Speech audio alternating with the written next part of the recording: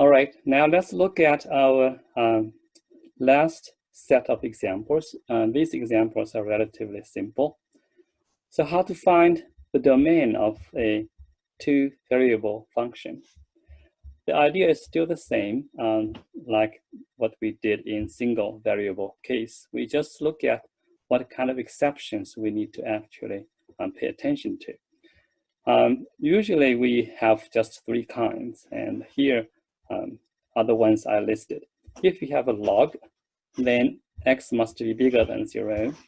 If you have a square root, then inside must be bigger than or equal to 0, right? And if you have a denominator, then x cannot be 0. So these are the ones that we need for to find the domains of different functions.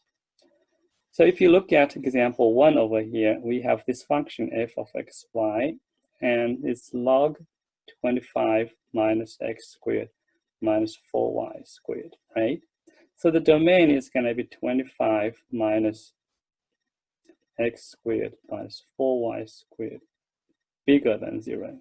Or you can say x squared plus 4y squared is less than 25. And this is an ellipse. Okay, and we can actually draw the region over here.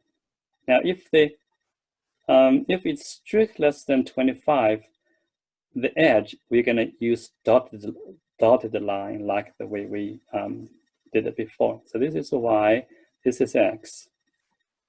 When y is 0, x is 25. So this one over here is 5. When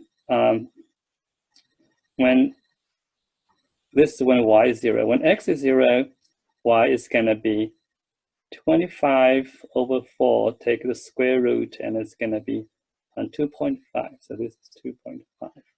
And what we have over here is something like this. And inside is like this. So this is a domain. So a domain of a two-variable function is the region in R2. This is called R2, right? It's the region in R2.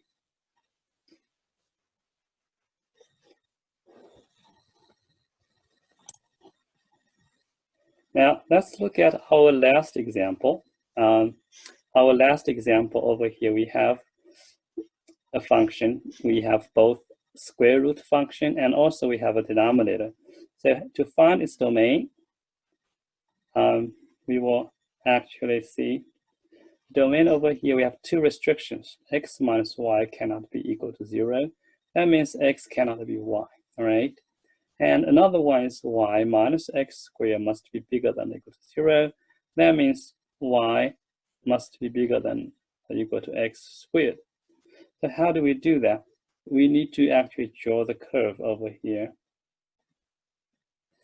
So let's try. So where is y minus x squared equal to 0? And that's the parabola. So y is equal to x squared. And that's what we have. Okay. Y bigger than or equal to x squared, that means we have it over here. That means we have it over here, right?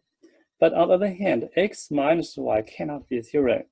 So this one over here is removed. Okay. So this one over here is shaded area, and over here is the domain.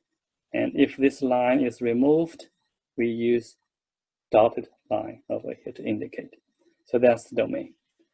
All right, and that's all for the first set of video lectures.